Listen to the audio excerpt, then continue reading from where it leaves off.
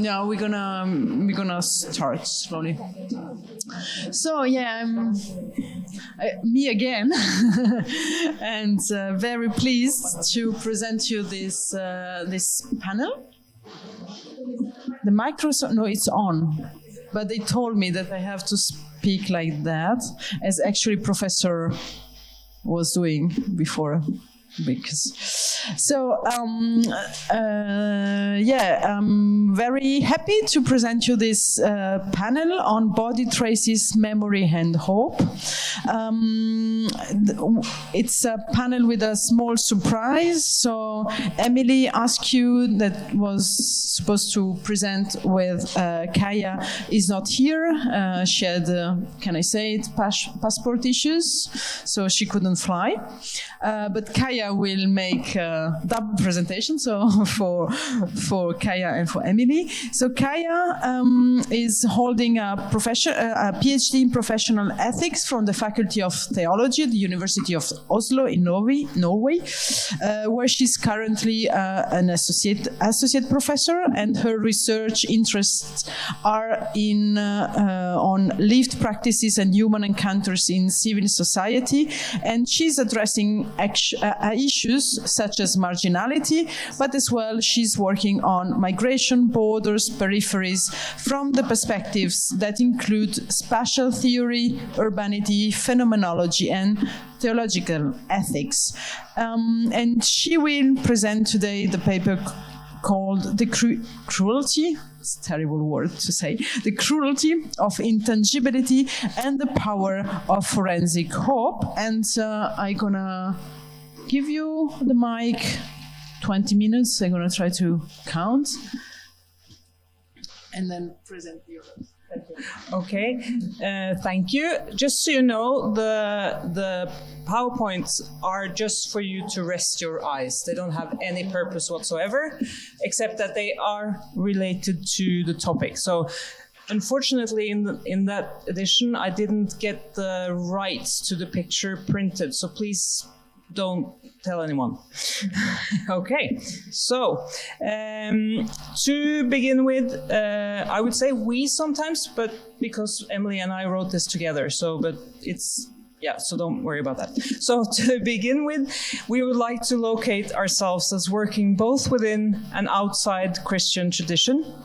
I'm a spatial theologian investigating the possibilities of borders, boundaries, and the necessity of complexifying the spatiality in which all human engagement occurs. And Dr. Askew is a constructive theologian working on climate migration, as well as the particular needs faced by LGBTQIA refugees and asylum seekers in the EU. We have worked together for several years on the treatment of dead migrant bodies, both in the EU and the US, considering the ways forensics provide a more humane treatment of dead migrants than organized church traditions surrounding death. In this paper, we take on Christian theological hope as punitive to migrant families waiting for word from lost ones. And why is this important, you may ask? Partly because migrants and their families are also people finding meaning and courage in their life stances and religions, and partly because so many religious agents are involved in migrant work. And we are well aware that different religions and life stances have different understandings of hope. Let's see if I can make this work. Our position is that we are critical towards the Christian hope.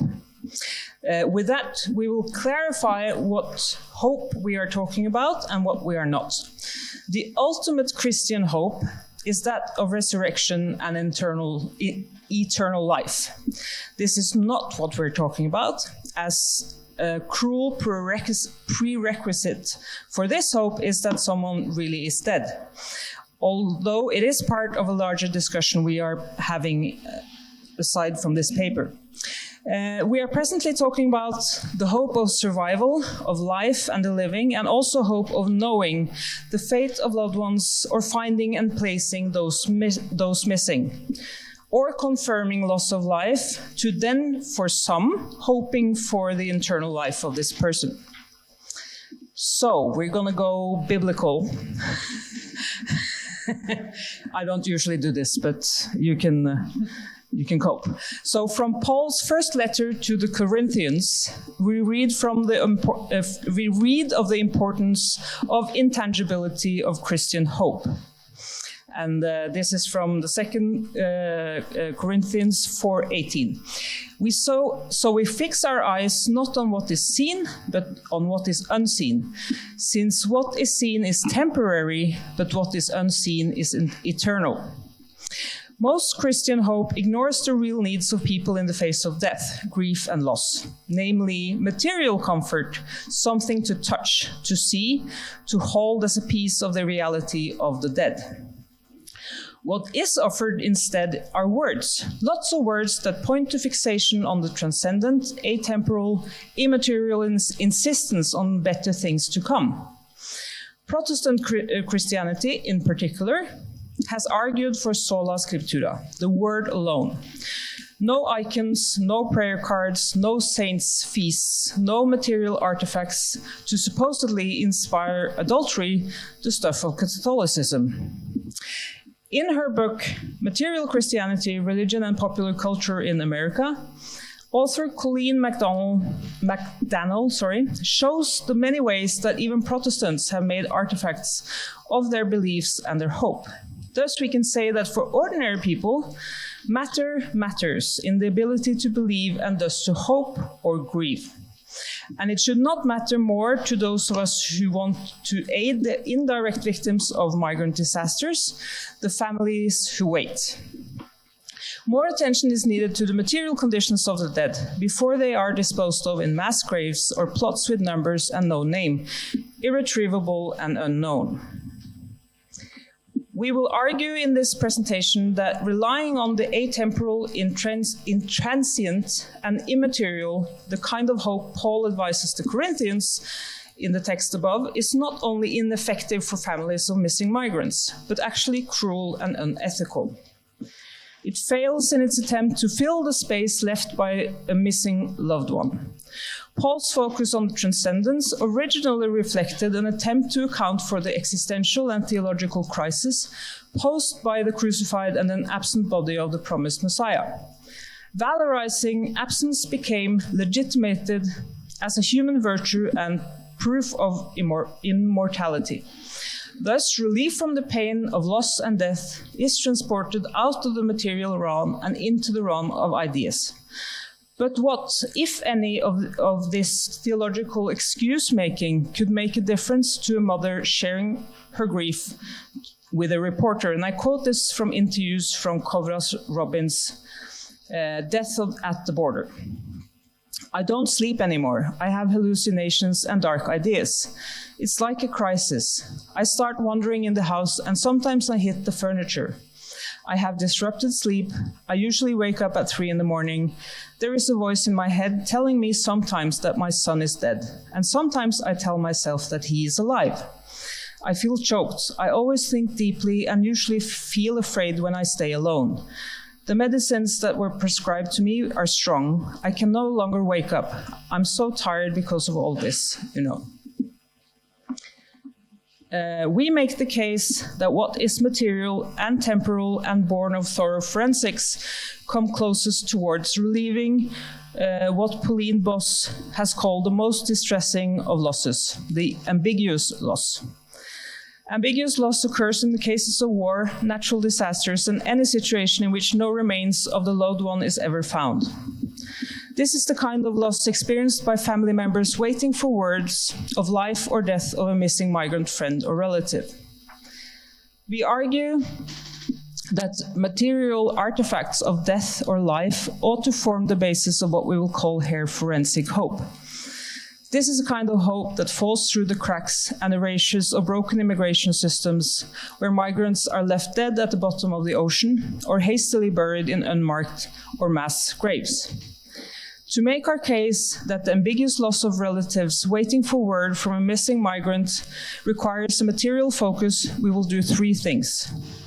1. We will briefly establish the conditions that make Christian notions of hope toxic in these situations. 2. We will discuss the failure of the receiving state in considering its ethical responsibilities to the families of missing migrants, and thus the need for greater forensic work. And 3. We will demonstrate the possibilities of a material hope through a forensic rereading of John 20:25, which is the story you may know of Jesus' appearance to the Apostle Thomas, better known as Doubting Thomas. This rereading reinscribes into the theo-ethical work of identifying dead migrant bodies an insistence, even a mandate, for a coherent, committed prioritizing of every and all forms of materiality for the sake of the living family and the dignity of the dead migrant. And I have another quote from Death at the Border. And then there is always this hope. If the loved ones have not returned, it is very likely that the person is dead.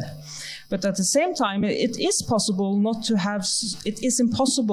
have some hope that maybe something prevented the missing person from communicating. Among the many dubious things to be laid at the feet of the Protestant Christian movement is cementing the connection between hope and immateriality. Here Paul is telling the Corinthians, some 25 years after the crucifixion of Christ, that the most virtuous form of hope requires no material reassurance because it is temporal. Material is transient. It will change and die. Only that which is intransient or invisible, ineffable, and atemporal will save them from the suffering they are enduring.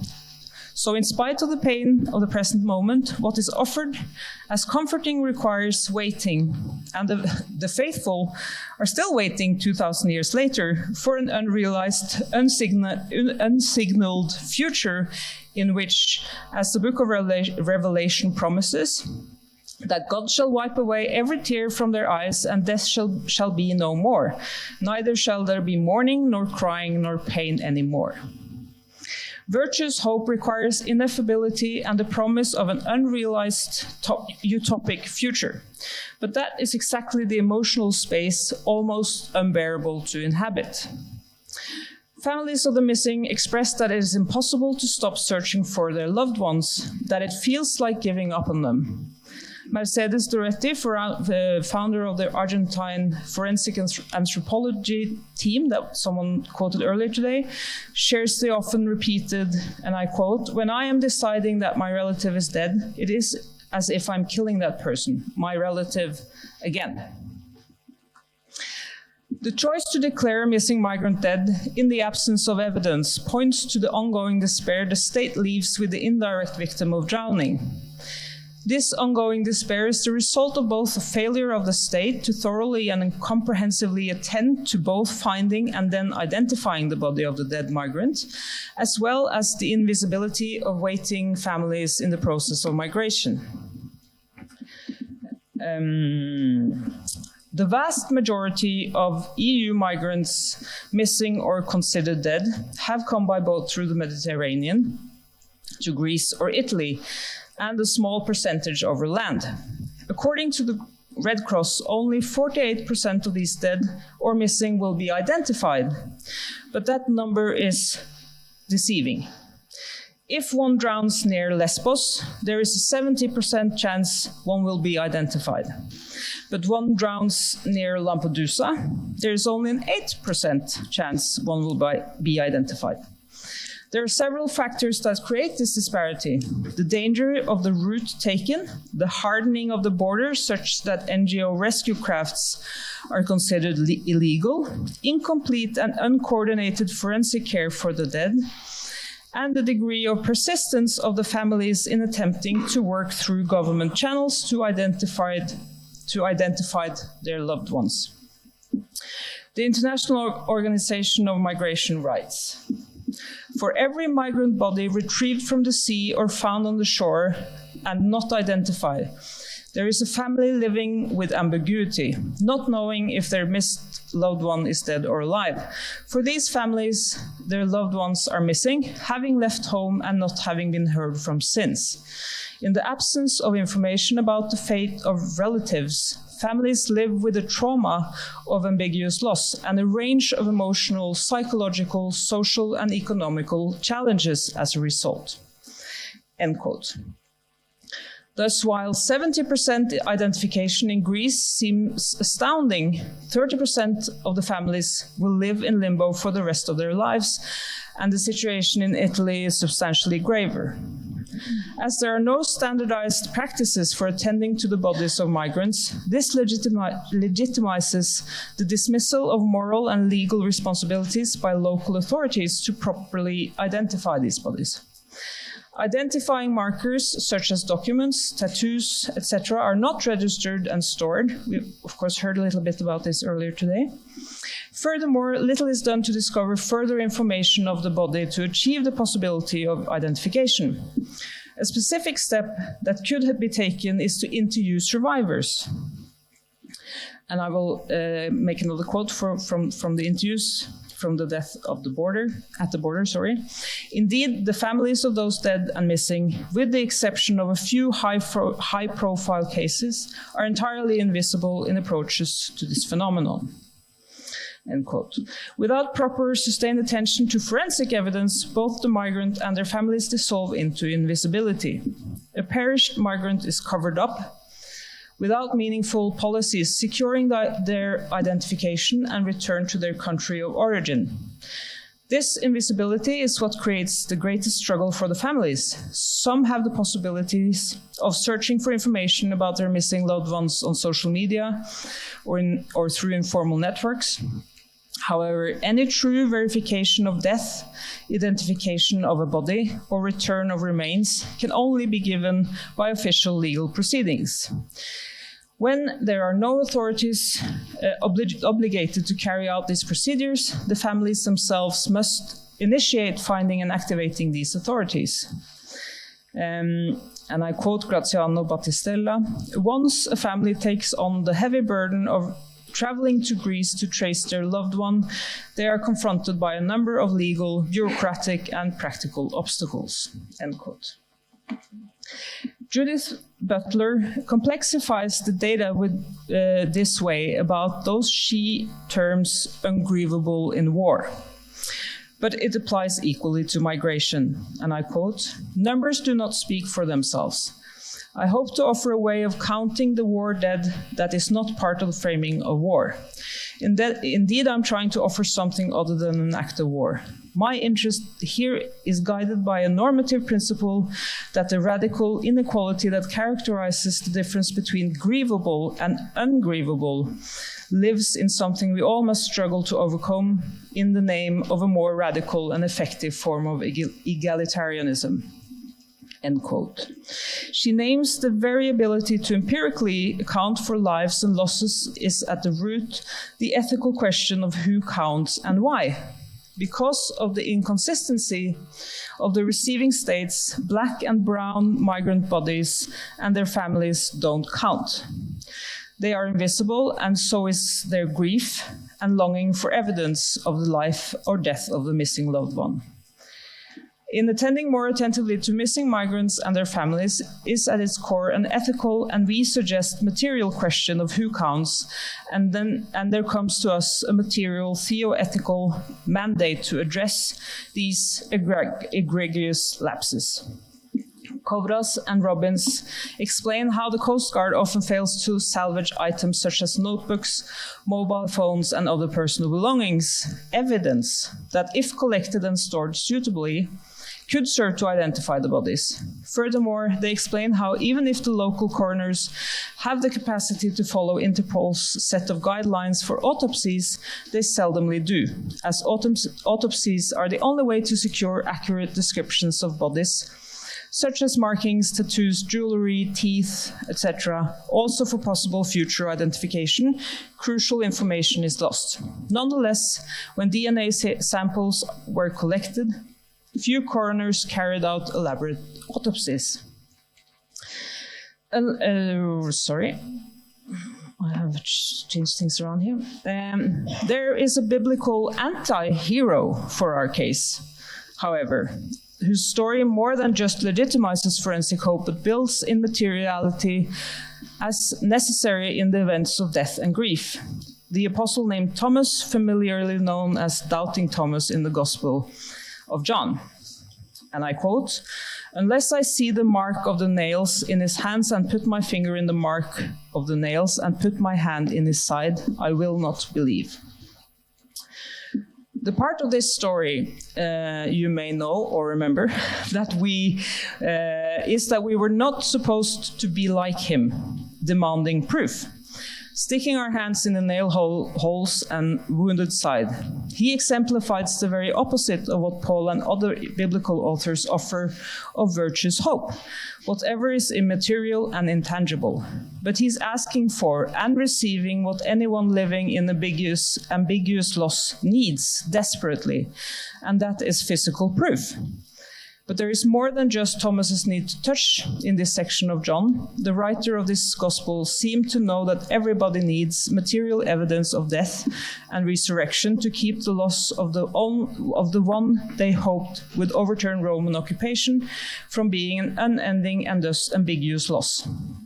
Belief here requires proof and tangibility.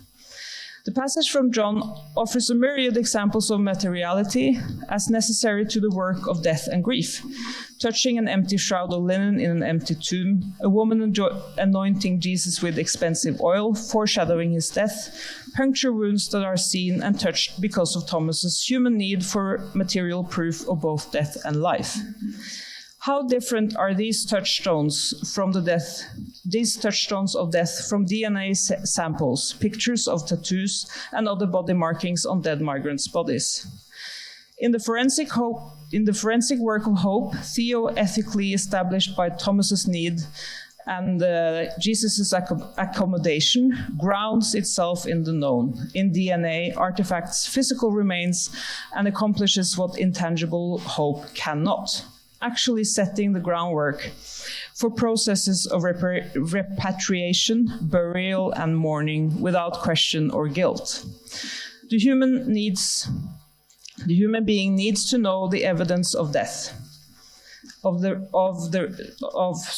the senses and not abstractly or intangibly, because the pain of grieving the invisible dead will never be consoled with further forms of invisibility. Thank you.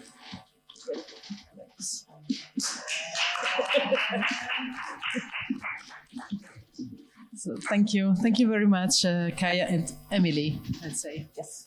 Even if she's not here with us, talking about immateriality, she's probably there. Oh, so say hi to Emily if she's there. So the next speaker will be Nives, right? So Nives Ladina, she's a PhD candidate in history, anthropology and religions at the Sapienza University in Roma.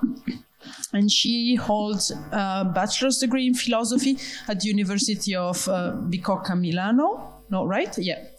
And at the same university, she completed the education with a postgraduate course in critical theory of society.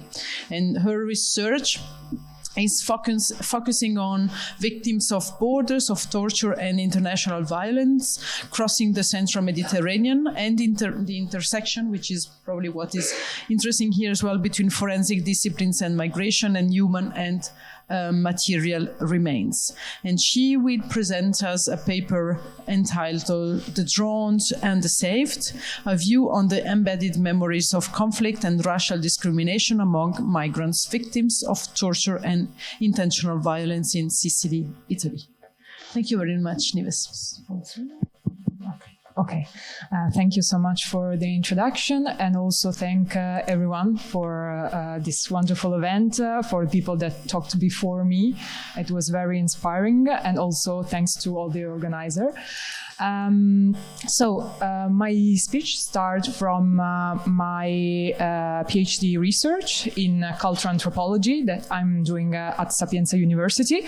I'm at the end of my second year, so I have one more year. In Italy, it's 3 years, so I'm starting the writing process and I'm starting presenting some of the material. So it's very useful for me then to have your reaction, all your suggestions and also critics. My presentation will be divided into 4 parts: a small introduction on my project, then a first part to understand the place where I did my research, a second part that is more like theory, and then I will jump to, I will do a brief conclusion. So, the introduction. For my project, I decided to focus my study on the migration phenomenon, especially in the central Mediterranean, observed from the perspective of forensic disciplines, especially from forensic medicine. And the place where I decided to locate my work is Palermo in Sicily, where I follow for 11 months the work of I can say the legal doctors of a specific hospital. Why I decided to do this? Because from my point of view, this choice allows me to observe at the same time the trajectories of the living and those that died at the border, especially in 2 ways. From one point of view, the people recovered from the sea and or found on shores. So I follow the activities that are aimed at establishing their causes of death and the collection of post-mortem data that are useful for identification. And it's the same for France. So it's not the doctors that they are entitled to do the identification, but this is something that it's in the hands of the authorities. And specifically, I focus on radiological, medical, legal, orthodontic, and physical anthropology practices. So I started from practices. And on the other hand, I also look at for the part of the living, I also choose to analyze the activity of producing medical legal certificates for survivors of torture and intentional violence that are useful as a documentation for the requests for international protection, and or also in case of denial, so at the later stage for the following procedures. And what is interesting in the context of my fieldwork is that the same people do these 2 types of activities. So doctors. So what does a medico legale, so a legal doctor, do in Italy? Because I discovered that in different states, people that engage with forensic medicine do different type of things. And in Italy, they perform a variety of activities. For example, there is the part, of course, of forensic pathology, but they also investigate in case of suspected sexual abuse, child abuse, assessment of a person's degree of disability, and also the assessment of physical damages after road accidents, to name just a few of the things that these people do. And this, the thing that the same people do the part on corpses and victims of shipwrecks and certificates. This is why I decided to choose a less obvious path today. So to talk about death, not through the cases of shipwrecks that I follow, but inside the examination room. And I do so from a broader definition of medicine in the forensic field, which includes the relationship between medicine and law, so the medical aspects for the purposes of law and ideally also of justice. But this choice is also related to an episode that occurred while I was doing my ethnography. So at the beginning of one of the examination, there was this adult man, and he presented himself with a folder full of printed papers, and most of the papers were actually newspaper articles that he downloaded and he presented to the doctors, and said that many people talked about his story. And when he said that, I instantly remember a footnote in a book of border deaths that talked about him and his wife and the fact that his wife died when they were trying to cross into the Mediterranean Sea. And I never thought when I read that footnote that one day I was able to actually know the story from the person, and not just the end of the story, but how they fell in love, why they decided to leave their country, and then what happened to his wife. And so this is why I think that talking about death from the perspective of these two people is extremely useful. But before go more into the details, I will try to take a step back and present you the work at this clinic where I did my observation and actually how does it work. So I will go after about these two pieces of art that I do by myself, and these are the two room layouts, and the only thing that you have to focus on, the dots are the chairs, and there is the table, and I will come back on this type of disposition. So this outpatient clinic was established in 2018, and since then more than 300 people have been visited, and it seems like a very high number, but of course it's not if we consider all the people that this service is just for people that undergone torture or intentional violence, so they need a certificate. So 300 people, it's not a very high number if we consider all the people that are passing through Sicily, and they may have some kind of a story that is linked to this type of violence.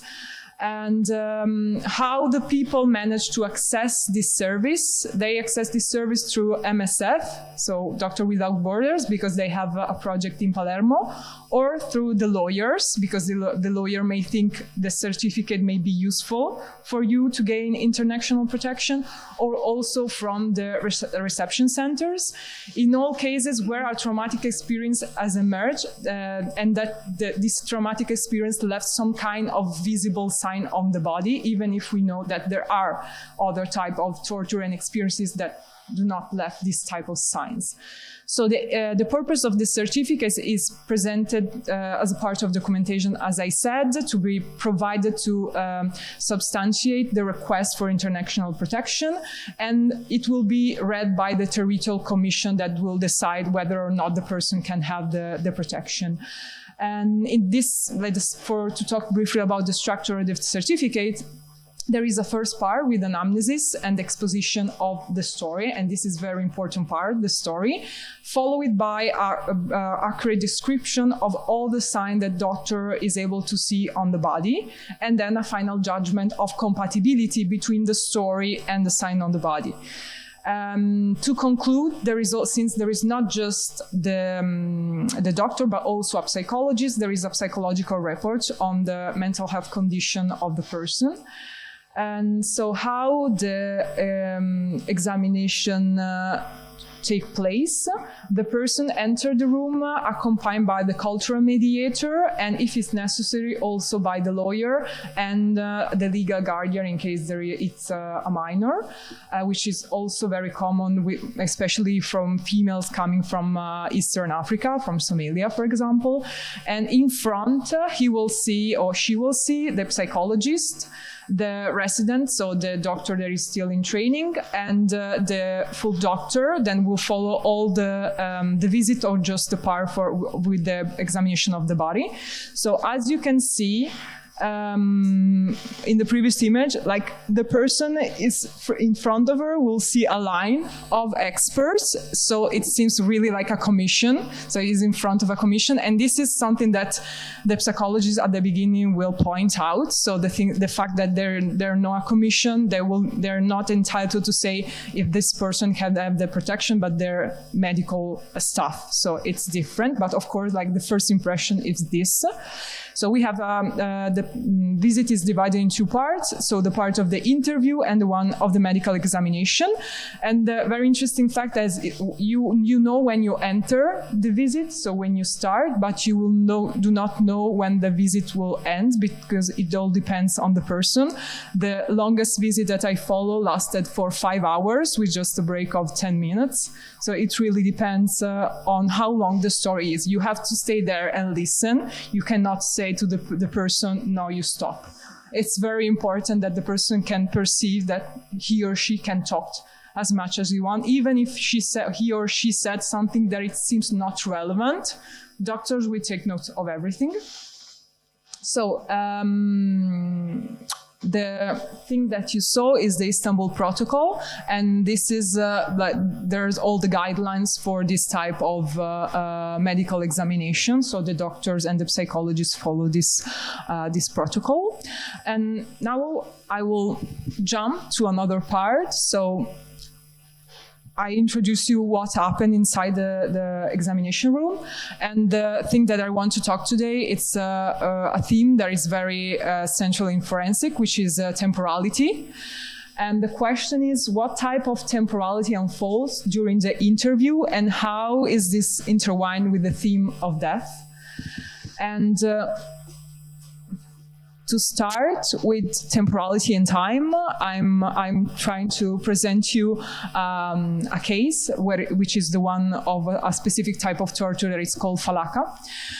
Time is very important because to assess compatibility, the more time passed from the event to the moment where the person, when the doctors see the signs of the body, the less is possible to do a judgment that is very specific, because the signs, it's not so specific anymore. So it may be that the scar can be related to that episode of violence, but it can also happen something else. So time is very important. And one of the very typical type of torture that doctors see is the falaka, which is a torture that is produced by repeatedly beating under the sole of the foot with a blunt instrument such as a stick made of wood or iron, for example. And this type of repetition of blows causes tissue damage to the point of impairing the person's mobility. The point is that within 6 months, it's not possible to see, just with the eyes, the sign of the falaka. So, and usually doctors see these people after several months or even years. Once the person arrived there, after 6 years, he was in Italy. So, of course, it's very difficult. So if more than 6 months passed, usually the doctor send the person to the radiologist and try to have other type of imaging. But also this is very difficult because, yes, they can see something else. But for example, one of the radiologists told me, if the person spends most of his life walking barefoot without shoes, we cannot say it can be falaka, but we are not sure about that. And this type of torture, even if it's born like in general in Middle East, now we can link this type of torture, especially the thing that happened in Libya in prisons. So we can say there is like a type of context-bound type of torture, so that this type of violence is constructed in specific ways. So if a doctor saw falaka, he thought immediately of Libya. And so this is the first part of time, or reflection of time, but we can also reflect more on temporality if we take a step back on the part of their history. So what emerged during the collection of the information from the doctors is like a progressive taming of kind of a domestication of the migrant person narrative to a linear form of temporality that is marked regularly by months and years. So the doctor asks, okay, when you start, and then what happened then, and what happened then, and what happened then. So they're building this type of temporality, and they do that not because it's the forensic thoughts that prefer the type of temporalities, but because the doctor knows that the commission used this type of linear temporalities. So since they have to give the certificate to the commission at the end, they're following the same type of time. On the contrary, the point is that the temporality reported by the narrator, so the person that is in the examination room should not be imagined as a straight line with only one direction through the future. What I perceive is that the time of the history is more like the course of a pendulum that goes back and forth and keeps swinging, and it's not linear, but it can also curve. It can be also can be curving. And in some cases, for example, the past of that person becomes all of what the person is able to see in front of himself or herself. And this is very important. The thing that these two types of temporality are different, it's not a sign of a lack of credibility of the person's history. At most, it's just a symptom of the fact that remembering is always an active act. It's very creative, and it's a repeatable process. So every time we remember, and every time we try to construct memory, we miss something that we remember the past time, and we add something more. So it's an open process.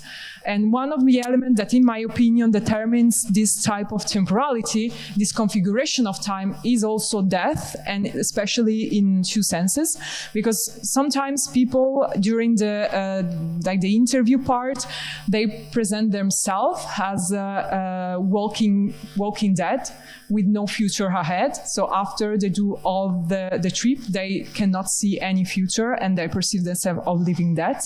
And the second part is that of the constant memory of those they lost before they left the country. They lost during the journey, and now that they are here and they cannot, for example, if they ask for international protection, they cannot go back to their country of origin because of the procedure. And this memory express itself on a sensory level in different ways. For example, through the sight, so through images of the deceased person while awake or during a dream.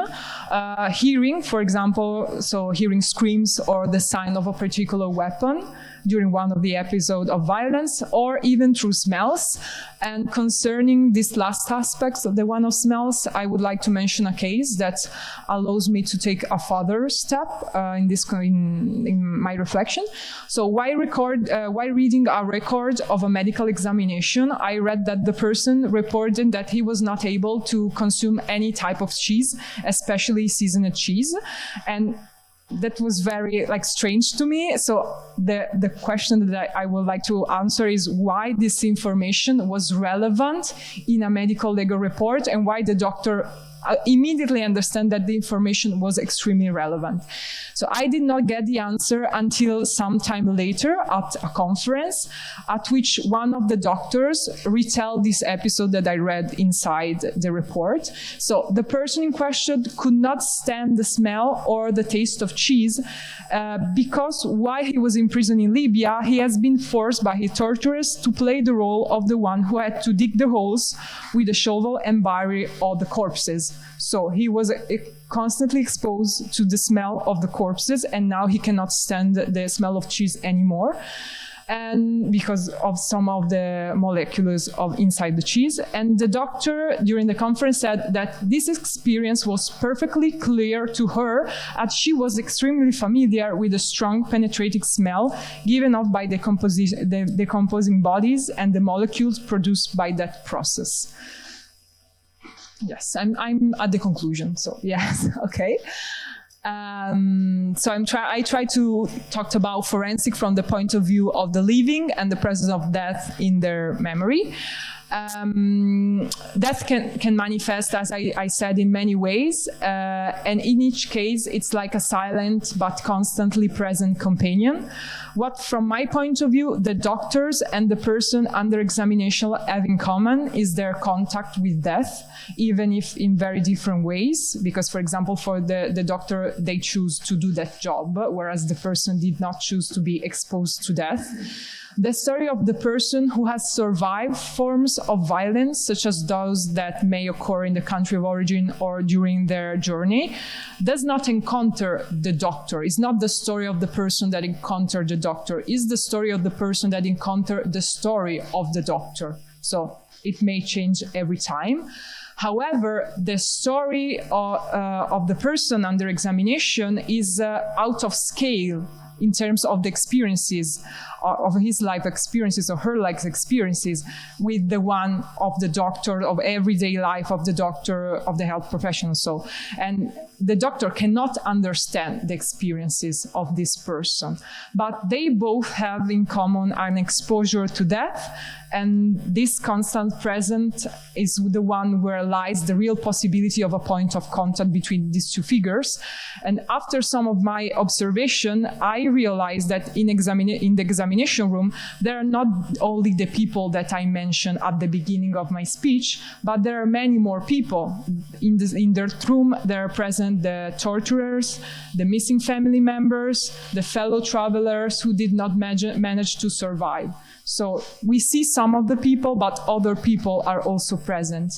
And I think I focus my speech more on the memory part, because we were talking about memory and hope. I spoke more about memory, and I admit myself that after almost a year of this type of observation, my hope faded considerably. But to try to get back hope, I would like to close by talking about the restitution of a report to a girl from East Africa. I'm very finishing, yes. After the report had been read to the girl and translated, and the psychology asked to the girl if all the information were correct, and she just basically barely do some audible notes, and she just answer with yes or no. The girl looked straight up to the psychologist, and she asked if it was possible to have a copy of that report, because that was her story, and she wanted to have her story, even if she came from another country and she never went to school, and the report was in Italian, but she wanted a copy of it. And this makes me realize how this encounter between the story of the patient and the story of the doctor and the certificate that is produced may not be just a mere tool to achieve the goal of obtaining international protection, but it has a value in itself.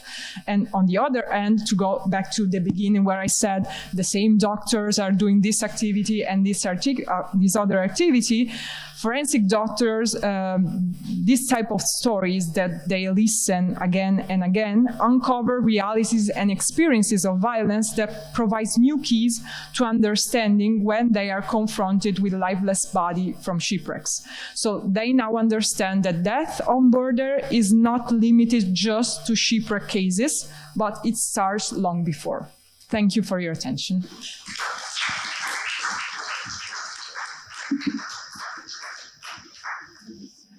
Grazie, Nives. Giorgia, it's your turn. So Giorgia is a researcher, and she wrote to me anti-racist activist from Sicily, and she's focusing on border deaths and the political implications of mourning practices. She's a PhD candidate in anthropology at the Columbia University, where her research explores the treatment of bodies, relatives, material remains, and reliquary traces in the aftermath of migrant maritime disaster.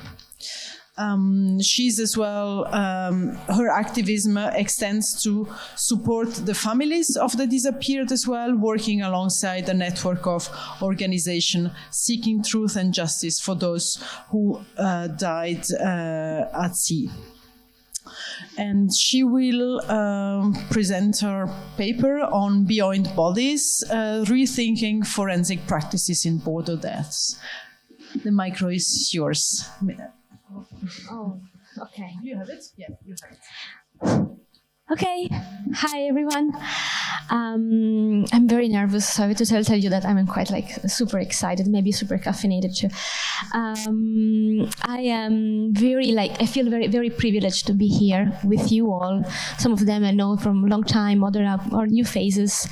And I feel privileged to listen to your presentations, being able to speak with you, learning with you. So thank you for having me here. Before to start, I have to do a small disclaimer. I am not speaking. I'm going to present an identification project done by the International Committee of Red Cross, but I have in no way I'm speaking on behalf of Red Cross, and the data I'm going to present are no way collected during my work as consultant for the International Committee of Red Cross.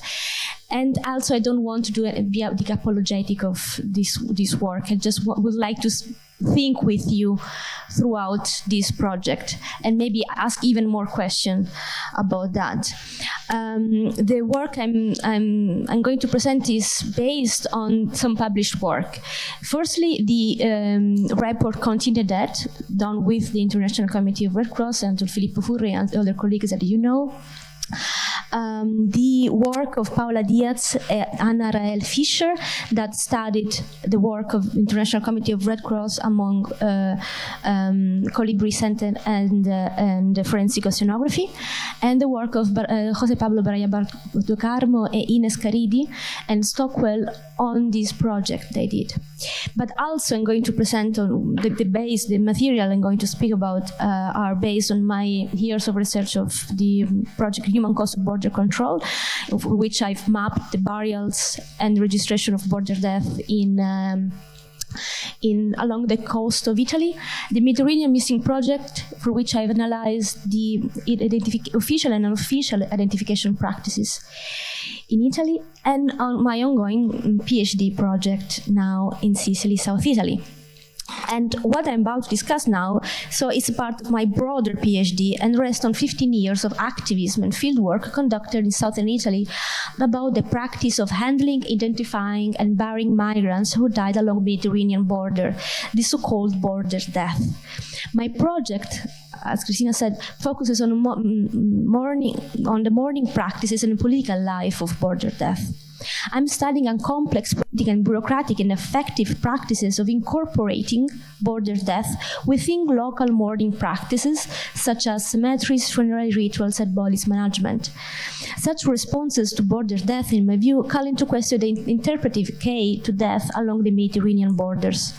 This Kay claims that the deceased migrants is an ultimate result of the border regimes of necropolitics, and question whether these deaths are grievable, as we mentioned before.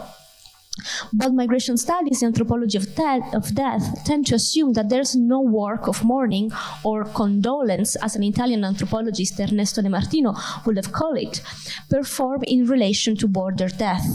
For Hertz and those who succeed him, as for the scholars of migration studies theorizing in the wake of the triptych Foucault, Agamben, and Mbembe that we already mentioned today, the death of a stranger should not provoke an affective or political reaction. For Hertz, it should go unnoticed, at his famous theorizing A Death on the Right Hand, in which he says that the death of a stranger, a slave, or a child will go almost unnoticed. It will arouse no emotion, I'm quoting, occasional, no ritual. In the latter, the biopolitical approach and the debate around bare life, letting live or dying, should preclude its being mourned. Even in those rare studies of the death of the stranger, in which the stranger is mourned, the stranger is not a foreigner, but is generally an alien enemy, which border deaths are actually not. Yet, despite such theoretical premises, the ethnographic reality with respect to what happened for border deaths show that different mourning practices do exist in the aftermath of a migrant maritime disaster, ranging from the public and counter-public actors, whether official or grassroots ways. Today, indeed, I want to focus on what Claire Moon called death workers, in particular, the extraordinary death work carried out by the forensic humanitarian action.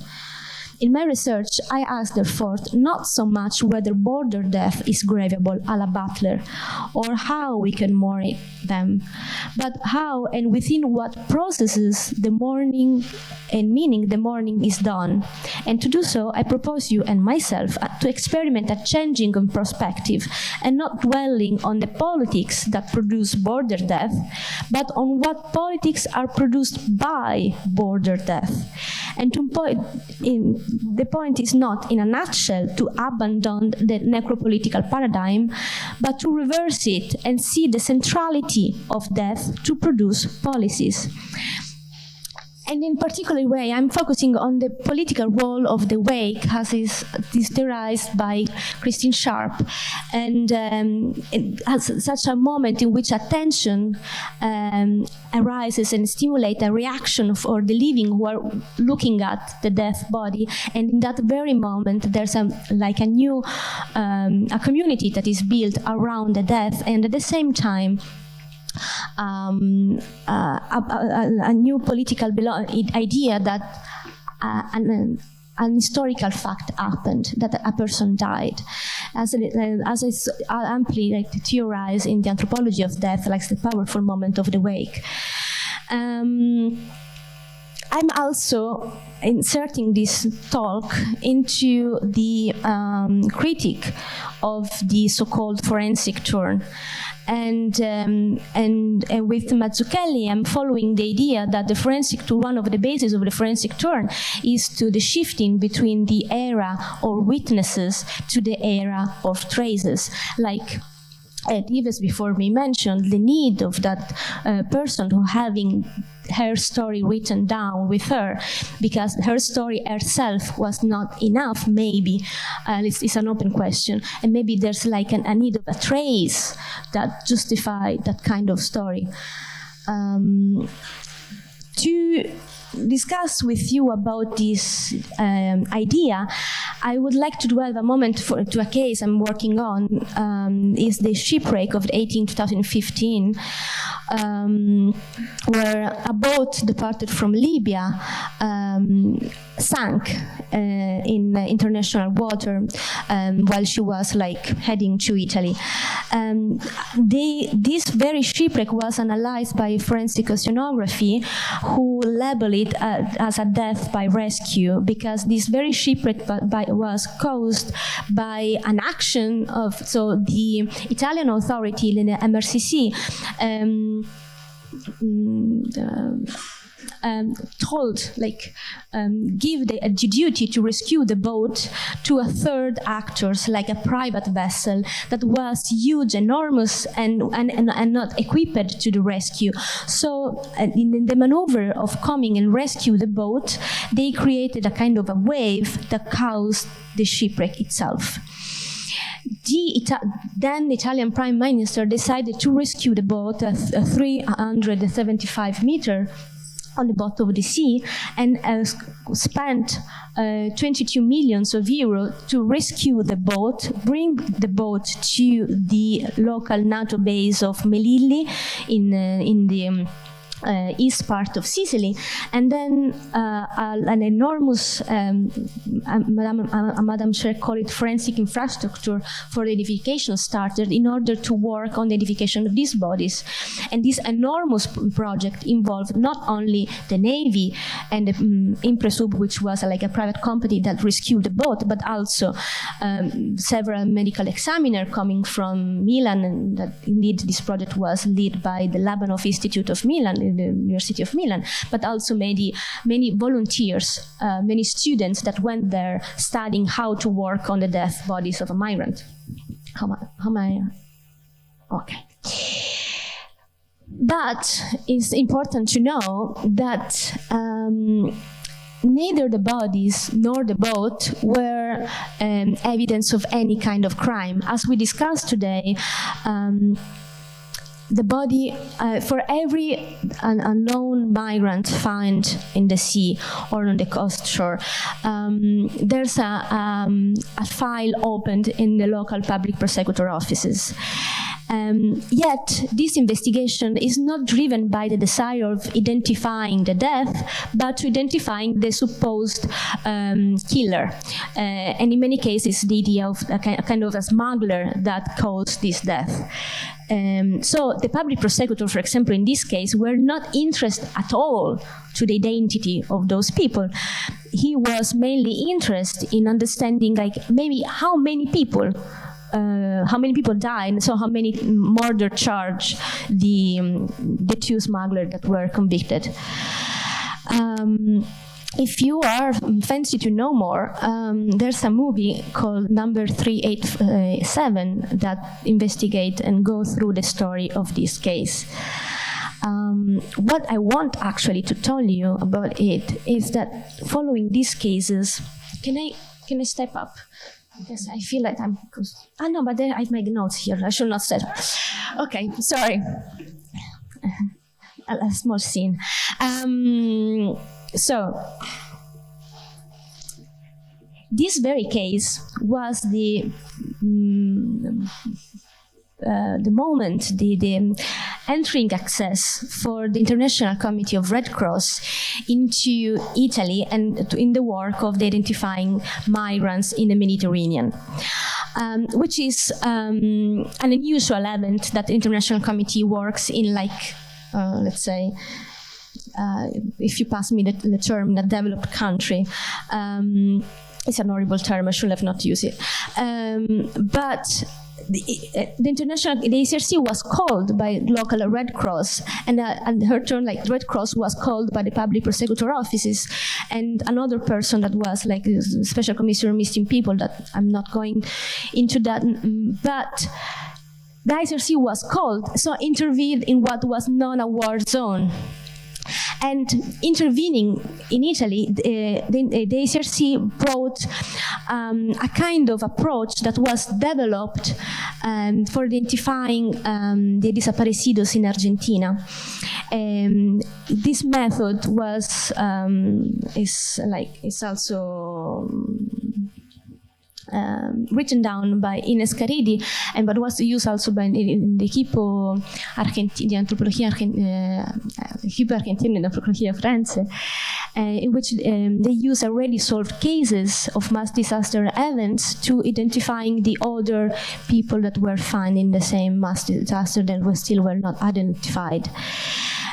Because it was driven by the need to generate hypotheses of the identity of the recovered human remains, and the fact that in some mass events there are a set of already solved cases that can help to find information about those that are not yet identified.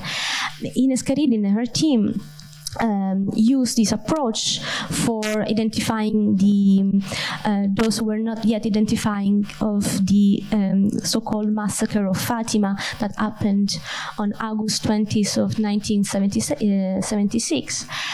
And this approach was then taken and then translated in the Mediterranean context. So, for example, Ines took like the database realized with human cost of border control and understood that there were kind of patterns of the unidentified migrants that were found in the Mediterranean.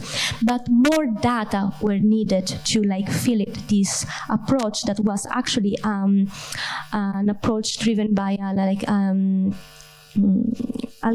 algorithm that is like nourished by different type of data. So ICRC asked for made a campaign to searching more data on this death, on the shipwreck, and these tools were archival material gathered like in local civil offices and the cemeteries in Sicily where these bodies were buried, but also interviews with the survivors and with family members and with the witnesses of the shipwreck, but also of the journey of the people that before they embark on that boat. And in that way, they was able to reconstruct the complex networks and migration that point in contact the different passengers,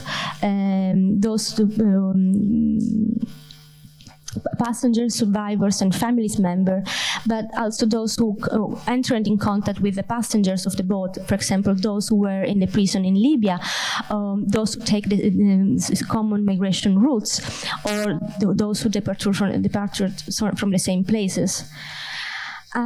This approach, in my opinion, and what I would try to sell you today, is that restore the centrality of the survivor narrative rather than just focusing on forensic data, on data that are produced by white coat doctors. And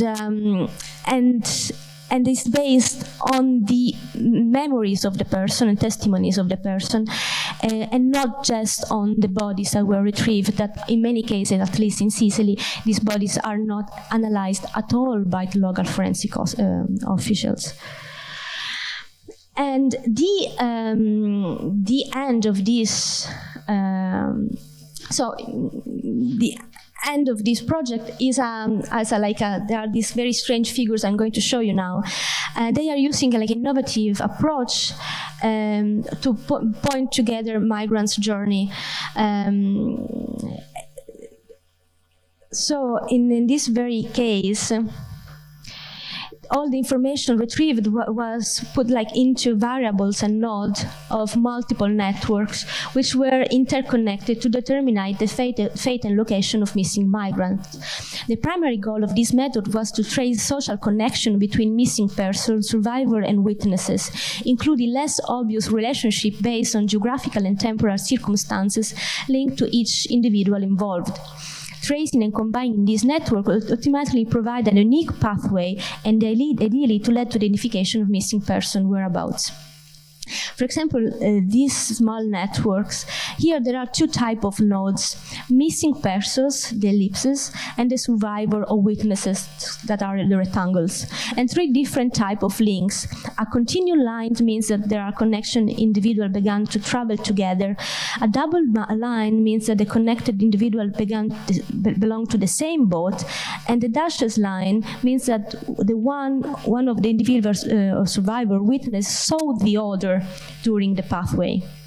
So there's a connection between the survivor, the missing, but also there's a relevant point about those, the missing and the gray one, that are not connected to anyone else. So, but it's see that this lack of connection is still an element in this method. Let's complicate the scene. In this more complex tracing missing migrants graph, we can see in green those persons for which International Committee of Red Cross had both the tracing requests by a family member, the ante-mortem data, and the biological references samples. In red, in yellow, there's a mistype. And in red, there's only tracing request, but not the other one. And in gray, there's no other element. And we have then in brown the survivors, and also other type of actors, like in light blue, the witnesses, and blue, other actors that were involved somehow in the migration processes. What is important here is that there's not just the testimony that is relevant, but also all the documents and information collected, like the ante-mortem data, the tracing requests, and the biological reference samples. As Paula Diaz and Anna Fischer said, variation practice emerged around this factualization device. This purpose consists in tracing links into social relationship on migratory route, and disappear through a modeling of human network as a way to fulfill the humanitarian duty and obligation of International Committee of Red Cross, trying to identifying the death. But do not, compare with the case, for example, of forensic oceanography, do not pinpoint the responsibility of this death. Yet, still, there are relevant political implications in this model, and this is what I would like to tell you. Firstly, because throughout this model, there was 600 possible identity find that is compared with the other official identification done by the forensic team I mentioned you before. They were just 33, and I'm not so much want to show the importance of these differences in this data between 600 and 33, also because this type of method are very different, and the one using this ICRC method is actually a kind of probabilistic type of analysis. But I want you to underline the central role that survivors, family, and testimony have in this identification approach, which is based on the experience and direct experience of people, like giving back the relevance of the story of people that we were mentioning before, rather than just forensic evidence with, again, it's not just forensic evidence, it's an enormous work behind it, but still, the story of a person has its relevance in this method.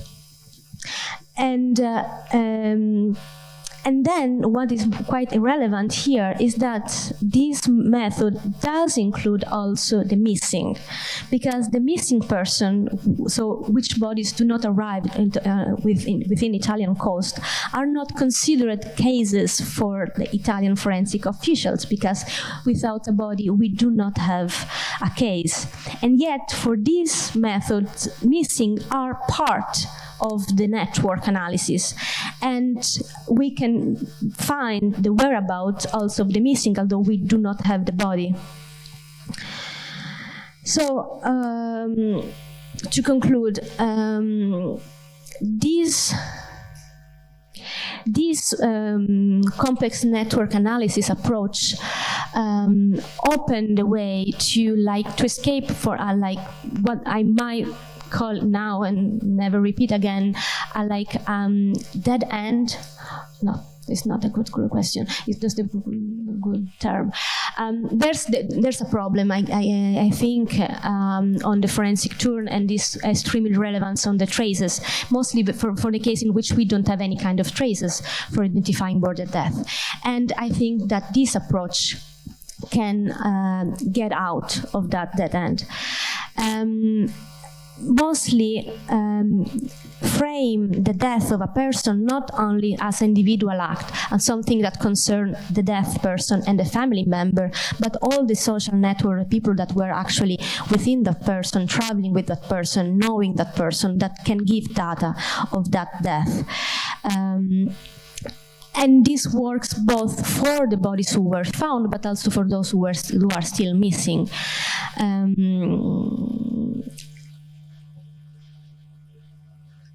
And giving back centrality on the role of the family member, not just as a ends or means for the identification, but an actor, family member and witnesses, as an actor that reconstruct the complex story involving the death, the migratory journey, the shipwreck, and the rescue that is around the death of a migrant. Thank you.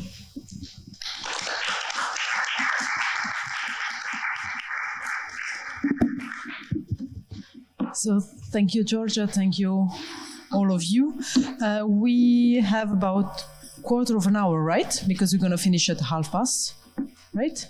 So perfectly on time, and we have time as well for a discussion. If you have questions, comments, the three speakers are here to answer.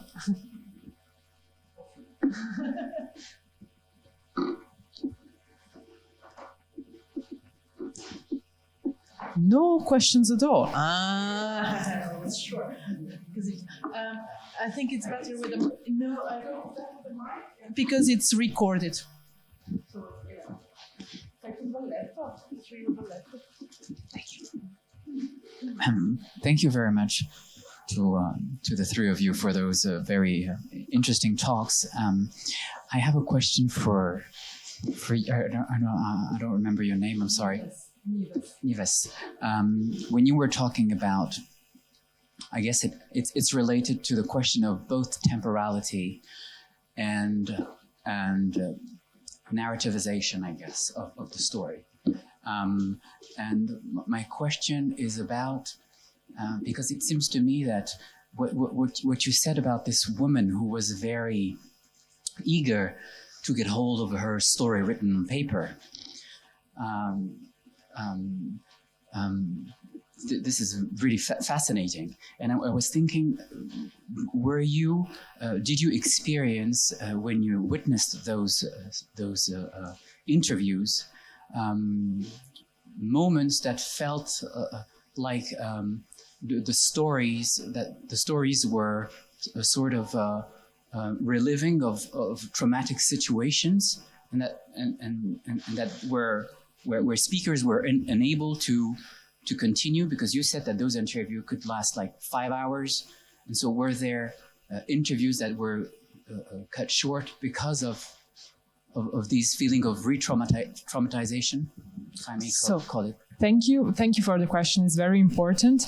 And so first of all, for that episode in particular, I think that she wanted her story, like the fact that the story was printed was more like there was a proof of an act of human recognition rather than other type of things. And sometimes like story are not always the fact that they're asking for telling their stories again. Sometimes it's very problematic, because sometimes people are asking why again I have again to tell my story, why everyone is asking for my story. I already told my story. Why each time I move to another place, it's not the court, now it's a medical room, and now you're asking me the story again. Why you cannot just talk to each other and I have to tell the story again and again and again?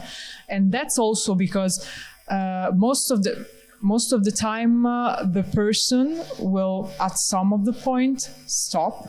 It can be very emotional sometimes, and usually there are some type of pauses. We said, the psychologist said, you can have a small glass of water, everything, we can stop, and then after sometimes we start again.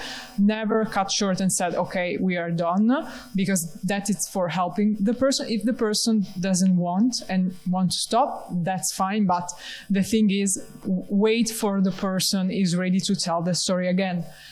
What some of the psychologists that are following these people told me, sometimes after this examination, because it is like a reactivation of a past that it's full of terrible events, the people can suffer a lot. And there was a case, I wasn't there before I arrived, where the person entered to the emergency room because of the reaction that he had after that. So it's very tough for them. That's for sure. And so it's not just, it's a beautiful thing that the stories you recollect. There are positive aspects. It's a moment where also the person can understand some of the symptoms he is experiencing, can understand some of the things that happen to him or the relatives, but at the same time, it's very tough. That's for sure. So thank you for your question.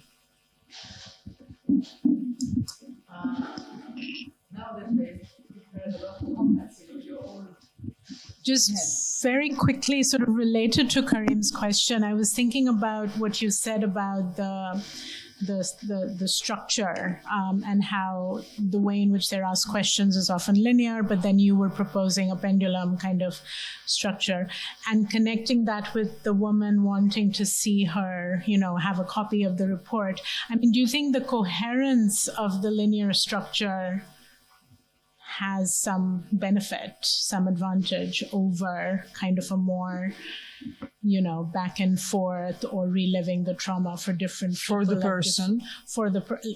I mean, it seemed like I think you're proposing the pendulum yes. structure as more, you're suggesting that that's more of what you saw, but just connecting that with the woman wanting a copy of her report, and just thinking about sort of storytelling and narrative, and the role of narrative and the role of narration in these episodes. I was just wondering if the coherence of that, of a linear structure has some Thank you for the question.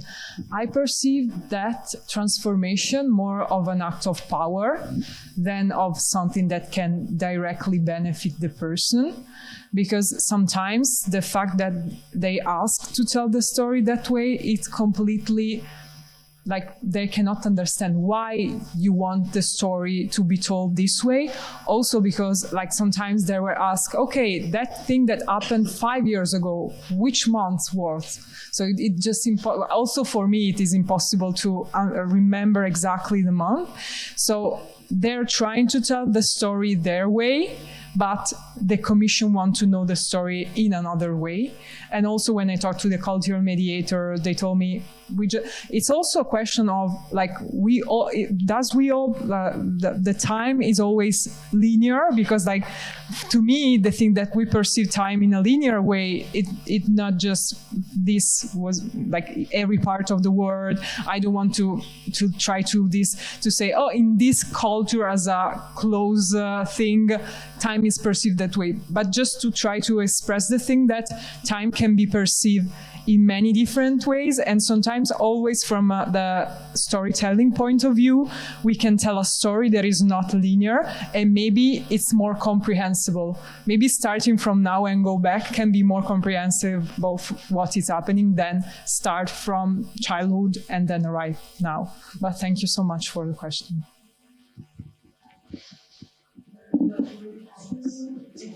Yeah, I had a question for Giorgia, really, and it's related to the idea of shipmates, which shipmates, people who are on the same ship, and the way in which in transatlantic slavery there are relationships which transcend familial relationships eventually, because people have travelled on the same ship across the Atlantic.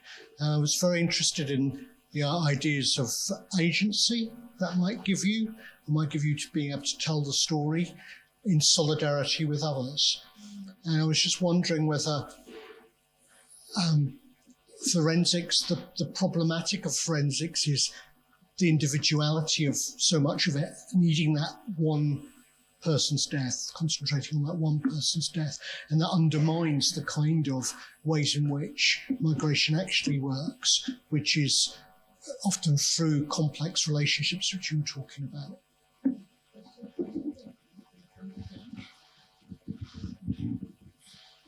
If I may, just to complete and continue a bit the reflection on what you're saying about the agency of witnesses as well.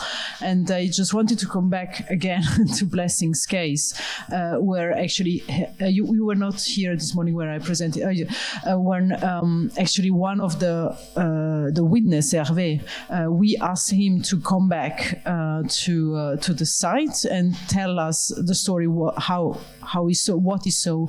And this is for me a bit linked to memory, agency of actor, and the question of hope as well, like linked together with, we gave him a lot of hope for him as well, in order to listen to the story and to believe the story he was telling.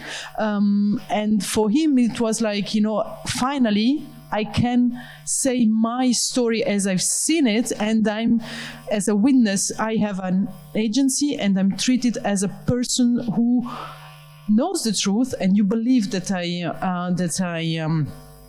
have the truth, and this is as well for me the discrepancy between listening like Hervé is a witness in a counter-forensic activity, or listening to a witness in a tribunal, where actually is always his story and version is always put into doubt. So, and where is more passive than an active actor. But sorry.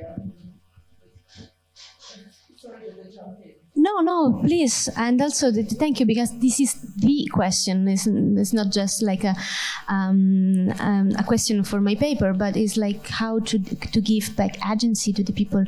And firstly, I think that these people have always have agency, and that's just a problem, matter of recognition that they have or not. So, for example, when there's a shipwreck, and the people disembark from that shipwreck, they are rescued and they disembark.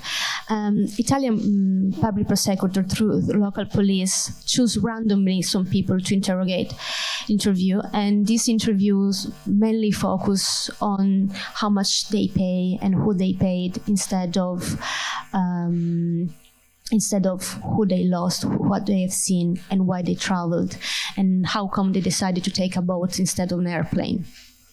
So these are very kind of questions that relate to the purpose of the investigation rather than the story of that person. And And so this is like what happened. For example, in that very case of that very shipwreck, there were only 24 survivors of 1,200 deaths. And these survivors were immediately after the shipwreck were took to Catania, and then they were relocated in other centers, and none of them were being interviewed, and it was difficult for those who try to track them down to ask the information about the shipwreck. And this is absolutely true what Nives said. Some of them didn't want to speak about that, but at the same time, they were like the sole holder, like they hold this kind of information that no one had held. And the interesting things of this approach is that it includes not only those who embarked in the same boat, but also those who were in the same foyer, for example, in Libya, in that very case, or those who traveled together, or those maybe they have met other people in the journey, and they've taken like another boat, but still they belong to the same network. And more information gathered, the more there's the opportunity to have data that can enrich the algorithm. And yet, I do recognize that this is, again, an algorithm. So, like, the data are given to a third, supposedly impartial actor, and that make of this information something that are useful. And so, did not solve the problem of the era or traces compared to the era witness, but because maybe this problem has not to be solved, they are just have to be questioned and understood how to not pretend to validate the testimonials of a person just because it's said by in an official statement like for a court. Yeah. Thank you. Oh.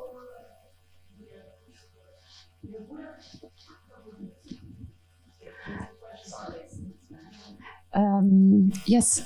My question was related to what Cristina then mentioned, the agency of witnesses. So I think my question has now become more kind of a comment/question. And it's also related to the moving from the era of the witness to the era of the trace. But in all of the conversations, what I found the most telling examples is exactly where those two eras meet each other. And I'm thinking about the political role of the wake that Giorgia was mentioning. I mean, the looking at the dead body. Of course, there is the doctor who can say the heart is not beating anymore. This is a trace that the person is dead. But it's this attending to the dead body, taking the time to witness and to attend to that body that creates something very important in building a community around the dead body. So attending to the fact that a person died. And then on the other hand, what I also found very interesting, the moment that the era of the witness connects with the era of the trace, is when you said that the certificate becomes the encounter between the story of the migrant person and the doctor's story. So there you really have the doctor looking for traces on the body, connecting with a witness that survived. So in there, I also see the agency that connects and that goes deeper than the things apart. So, and also in the sense of hope, I think there's also something there, and also in the session of this morning when we had those wonderful stories of forensic experts, when someone said that for her in her career the most important learning moment was when the mother witnessed from the skull that was her son, because she recognized the smile. Those moments are moments of encounter. So I think that the agency can also be located in an encounter of both eras. You want to ask a question?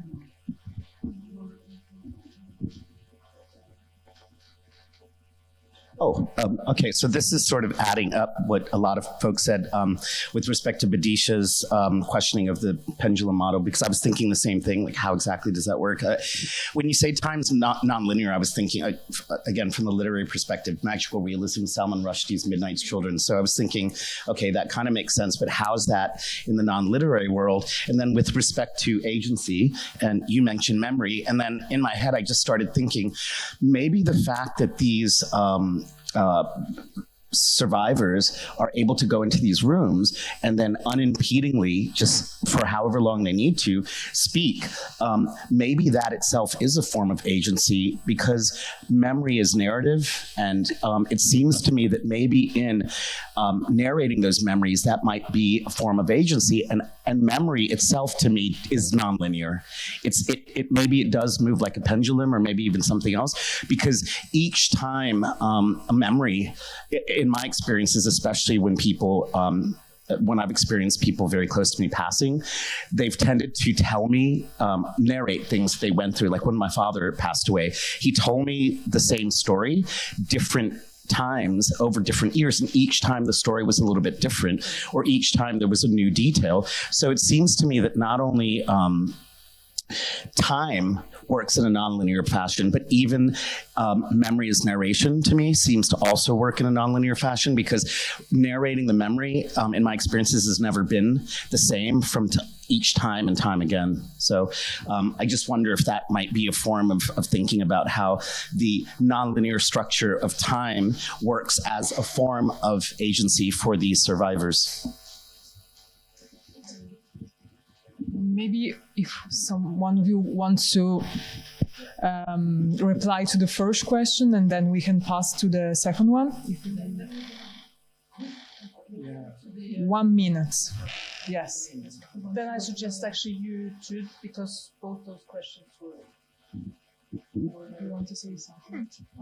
Okay, so I will start just with the last question, and also thank you also for the first reflection about like, from my perspective, from like the part of my research doing inside that clinic, I don't see the witness parts and the traces part as an out, but more something that also in that case, why the people are there.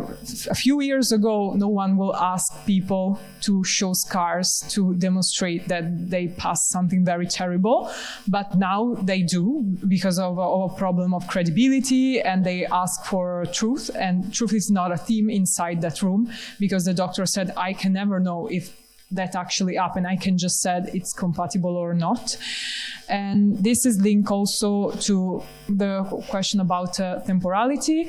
And I'm also very intrigued in like the narrative part and memory. And I completely agree to the fact that memory as this non-linear process and every time is changing, but linked to the question of agency, if the people have like a kind of agency because they're there telling the story, I think from like the starting point, no, because they're mostly forced to be there. Like if they don't have to prove that their story is true, I think no one will enter an examination room and tell completely stranger people all the details about the personal stories. So also the fact that they are able to tell very personal details, things that the psychology does not know, it's because they need a permission to stay in Italy.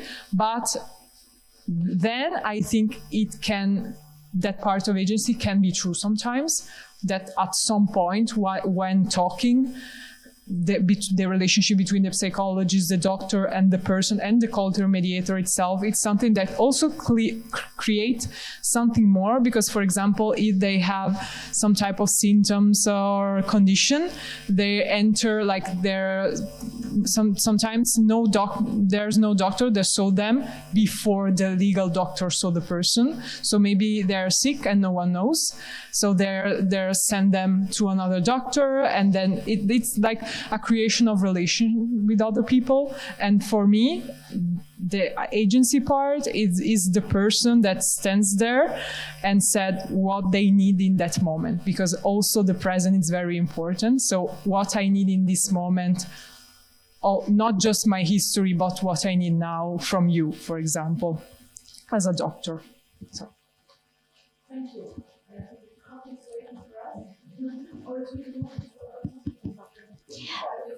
Yeah. I just want to say that again, we do not have to find a moment in which these people can have their agency. These people have their agency. The problem is just to recognize it, and this is not their issue; it's ours. Okay.